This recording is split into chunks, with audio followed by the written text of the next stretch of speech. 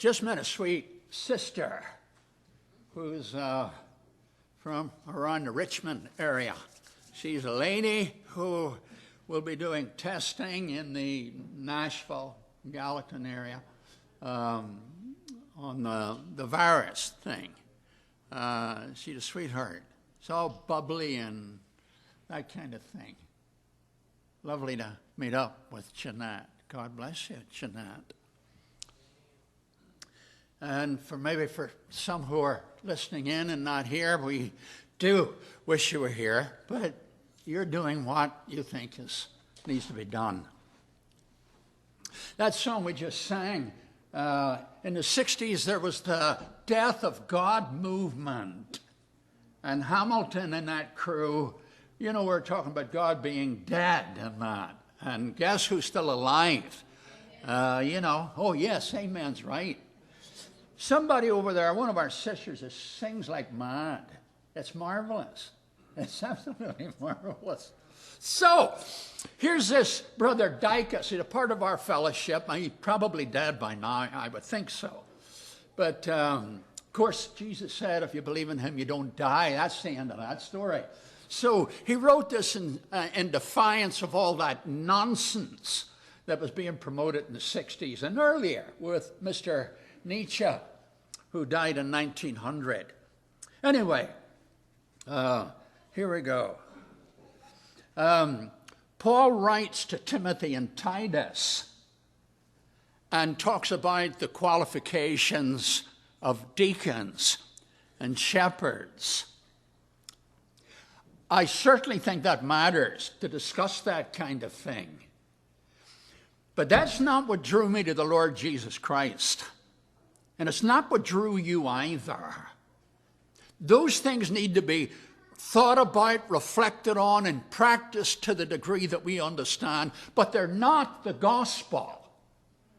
The gospel is more focused than that. Paul writes to 2 Timothy in the second letter. He knows he's about to die. He's in Rome. And he says, the time of my departure is near. That's the focus I want. He's dying. So he writes the letter, and then he says to Timothy, I wish I hadn't gotten into this. I wish I'd remained a rabbi. Had I remained a rabbi, I would have been a big hitter by now. Everybody would have known my name. They would have put it all down. I would have books written about me. I wouldn't have had a lot of beating and battering that I got through my life if I had this Jesus thing, I've got a word for you, Timothy. Go back home.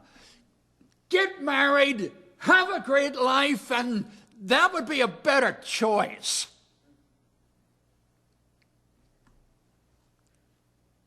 If you believe that, eh? That's not what he said. He said, I'm about to leave. I can't tell you what a great life and adventure it has been.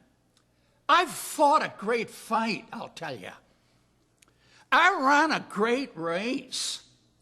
And you know what's ahead for me? With the adventure of that kind behind me, there's adventure ahead for me. And you know what I want to get? I want to get one of these, a Stephanos, a winner at the games crown. No, I said Stephanos. That's it. He said, I'm getting this crown. I'm getting a crown, he said. But not just me. Everybody who's looking forward to his appearance, they're going to get one. What a day. The last letter he writes in this life. That's what he says. Give up? Quit? Because we've got trouble? Because we see trouble around? Anything like that? No. When they would stop him and say to him, don't go there, they're going to beat you up, they're going to kill you, they're going to do this, that, and the other, he would say to them, as he does in the book of Acts, he says, oh, here, stop that. You're breaking my heart. He said, don't you know by now, my life, I really don't care. How I live it out, I'll live it out for him. How I die, I'll die for him and for all the people who he has loved and died for. I can't help it, he said. Well, why do you do it? 2 Corinthians 5:14. He says, the love of Christ leaves me, us is in the text, leaves me no choice. Wait, what does that mean when you unpack it? The word love, you know, we use it, we should. But after a while, the word love gets sort of old unless you unpack it. Unpack it in the lives of people that you know, maybe the people you are, the things you've been through, and the things you've done for love, the things you've done because you had a commitment to a certain person or a certain group or a certain project that really mattered, and it was costly, but you went on through with that, didn't you? Sometimes love at its best, the right sound and all to it, it's an absolute, it's a drive. G.K. Chesterton always had it right. He said, I'm tired of people talking about free love. He said, there's no such thing. There's no such thing as free love. Love, start loving, and it'll make demands of your life. It'll lead you to do things, say things. You'll act crazy. You'll talk crazy. You'll give up things. You'll open doors that other people would keep shut. No. He said there is no free love. Free love? Love doesn't want to be free. H.R. McIntosh used an Old Testament text where these fellas who got into trouble, irresponsible, they owed a lot of money, they indented themselves to their master. They became slaves, but not slaves in the worst sense of the word. They would work for him until they worked all their debt off. But if this is in the Bible, okay? This is right out of the scriptures. But in the meantime, as he's working for the master to pay off all of that, he meets a lovely woman there. He falls in love with her. He's working away, and then when the 7 years are up, and he's to be declared free, and his master is to fill up wagon loads of stuff to let him have a new beginning, as God did with them in Egypt when he brought them out, which is where all those laws are linked to. When they come out of Egypt, all the Egyptians gave them all the stuff and the jewelry and all of that, and Israel went their way. This fella now, who was a slave, he now has paid off all his debt. He's now left, and the master is to give him loads of stuff and send him on his way. Yeah, but he meets his girl, and he says, oh, I don't want to leave her. And he says to the master, I don't want to go free. I want to continue serving. You know. So they take him out, put him up against the doorpost, knock a hole in his ear. And that's the record of him staying. And he stands for love. Love's refusal. Love doesn't work in mathematics, for pity's sake. It gets a hold of you. Something gets inside you, and you're pushed along. Compelled, as Paul would say. No choice. Romans chapter 1 through 17, Paul says, hello, here's who I am. Here's my business. It's the only business I'm interested in. I go preaching and I bring the obedience of faith wherever I see it or get it. And then he tells about our faithlessness. The whole of us, the two big families, Jew and non-Jew. He said we all had the law of God. We all knew God, all of that. And we wouldn't honor him as God. We were thankless. We started worshiping gods and this, that, and the other. Even ourselves, we started to worship. And God said, if that's what you want, okay. And he let us do it. And all kinds of wicked consequences, all kinds of brutality and cruelty and heartlessness became the norm for the human family as we have treated. Not every single person became a decadent and a brute. Not every single person. We have biblical records saying there were people by the grace of God who stood up and said to the world, hang it, I'm not going your way. I've met up with him and I'm staying here. And they paid the price for it because they came to love God. Where did they learn this thing? Paul then in Romans chapter 3:21 and following tells us about God's faithfulness in the light of cosmic unfaithfulness. And how do you spot? How do you know the righteousness, the faithfulness of God? God keeping his commitments. How do you get that? Where do you see it? And Paul in Romans 3:21, all the way to the end of that chapter, and then on into chapter 4, and then on into chapter 5:1 through 11, he said, look at the cross of Christ. There.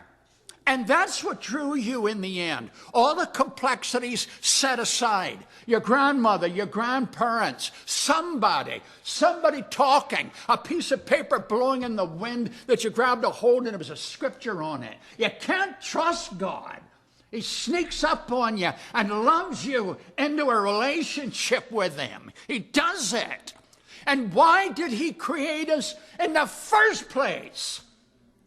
Psalm 136, he loved and he loves and he loves. In the first 9 verses, he created because it's a God thing. He's a lover.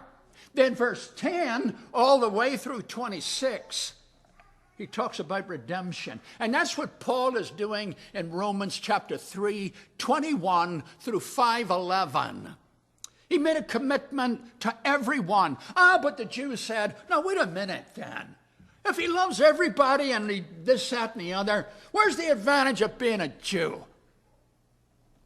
And Paul said, a lot, but most of all, that the oracles of God were given to Israel.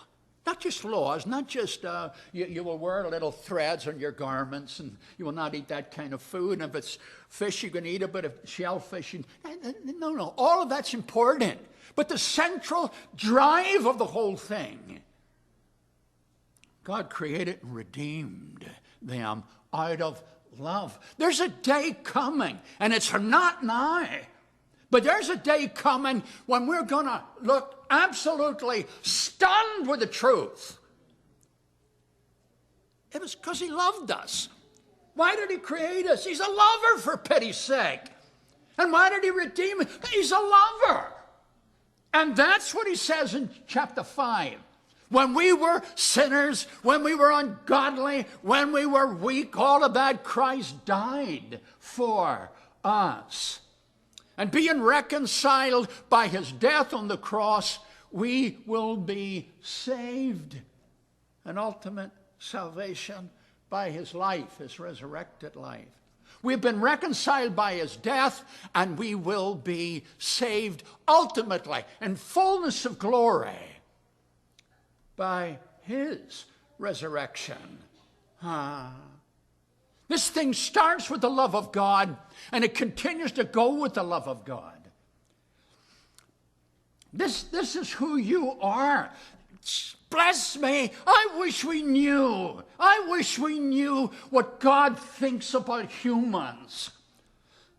There's something absolutely beyond our getting.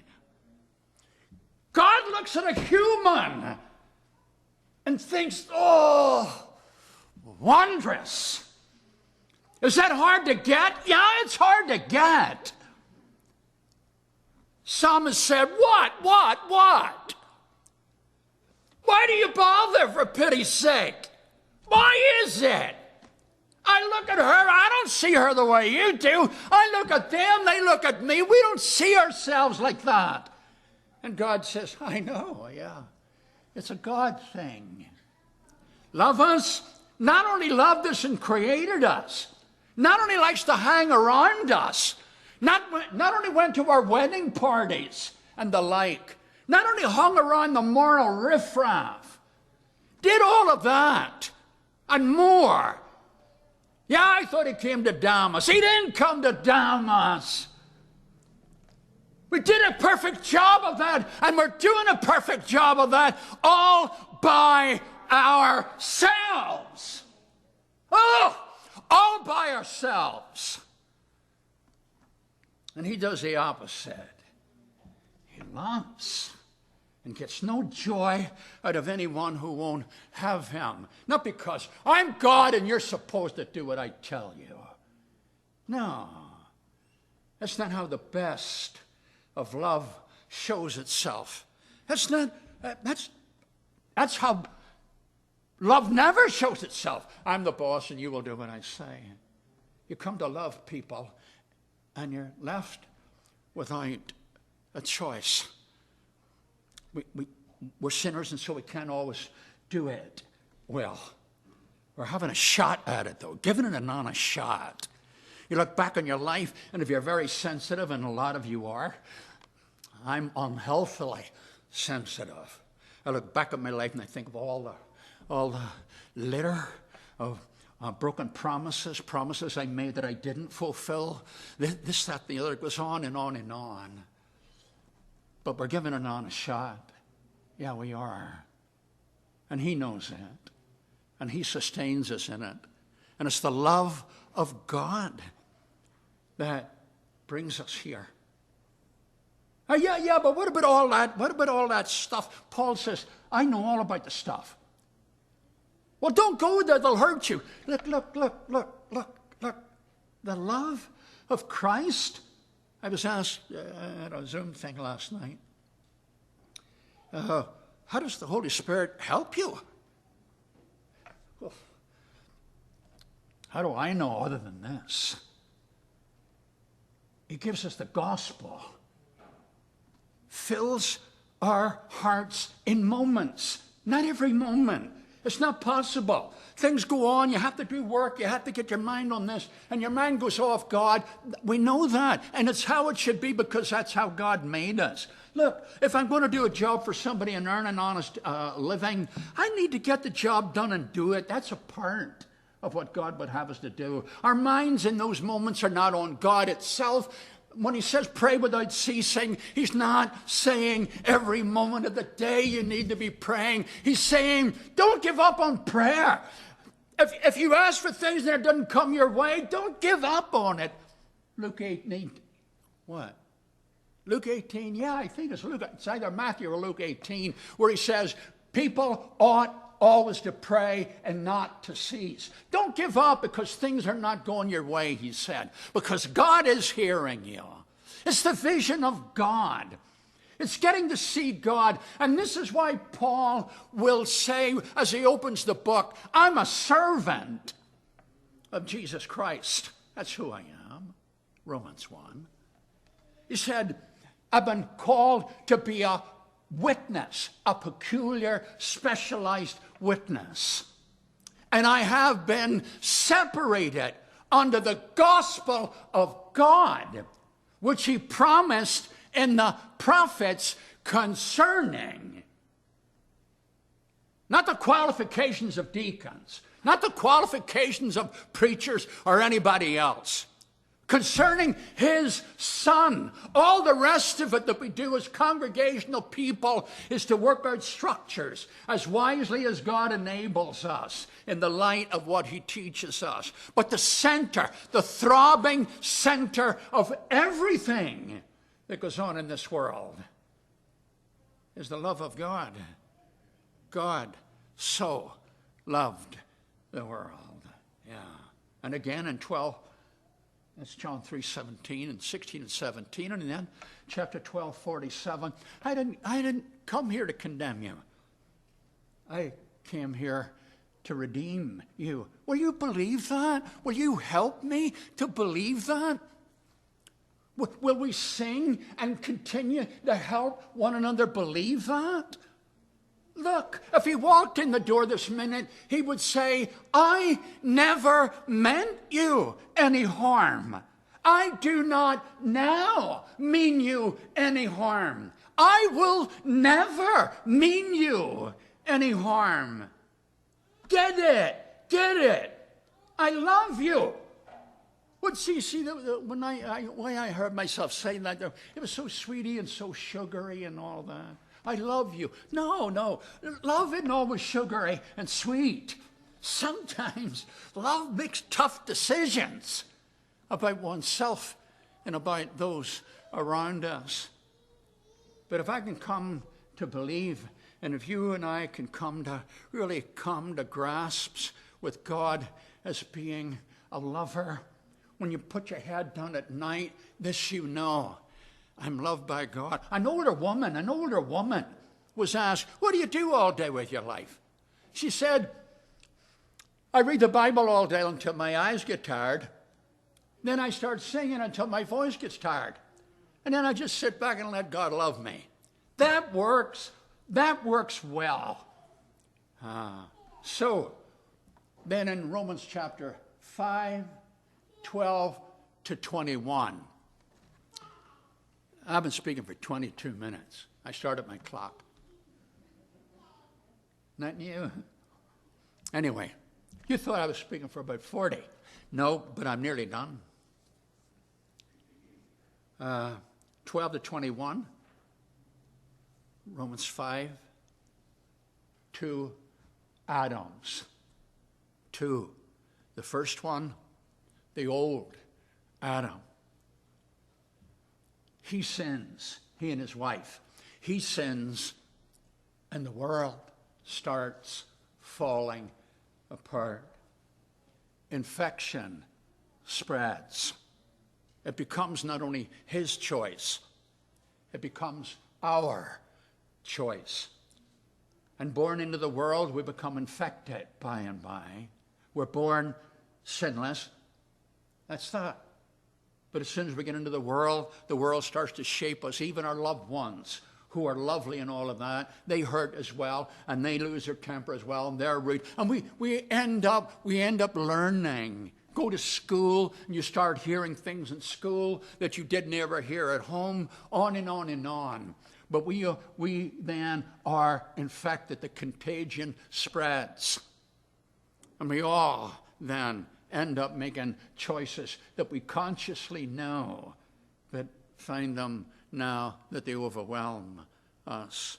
But all of that God knew. He created us knowing all of that.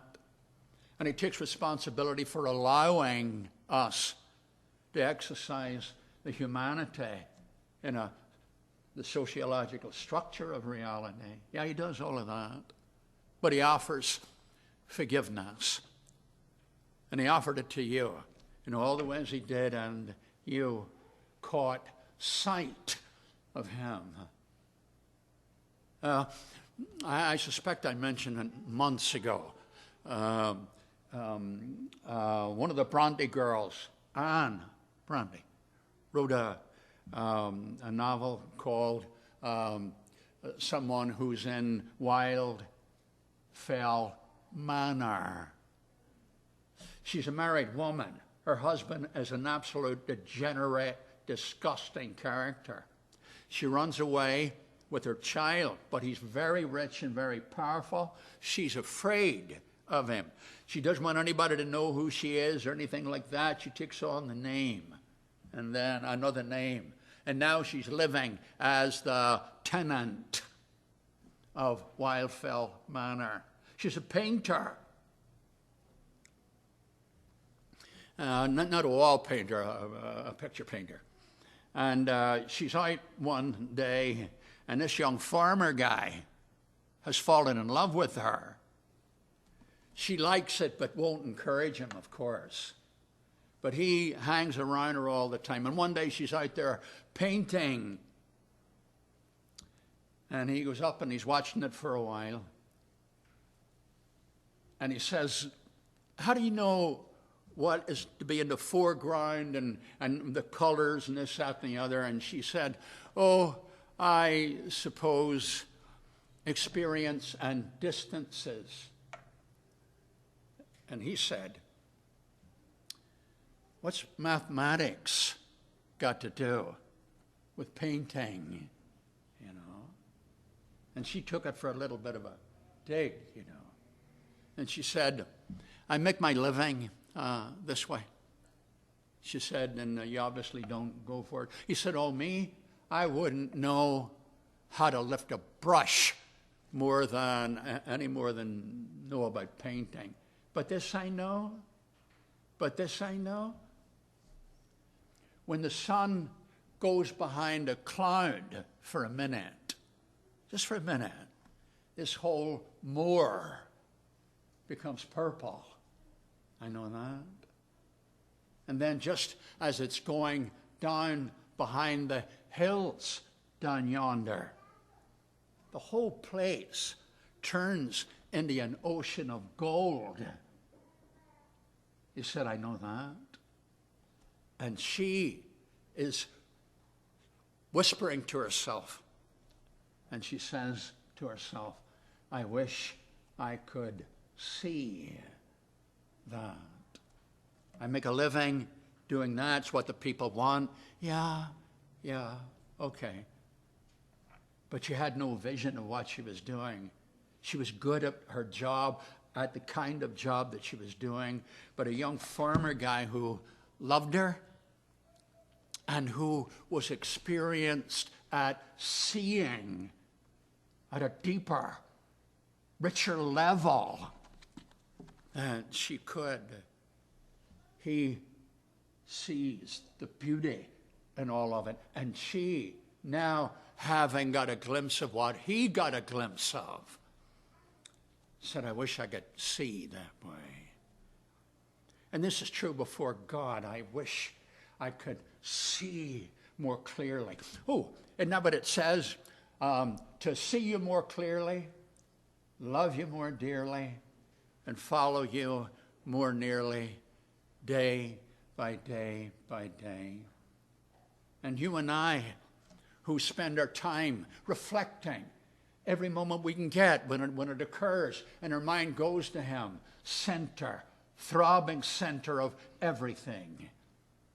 God, a lover who, when we were weak, when we were ungodly, when we were all of those things, he loved us and drew us to himself. I'm done. I don't know how we can help you. I don't know if you could help us. If you want to come up here and respond and tell us something, you know. Well, you know that. You know the drill. It's all sincere. All sincere. Whatever it is that we can do, whatever it is you can do for us, might you do that while we stand and sing?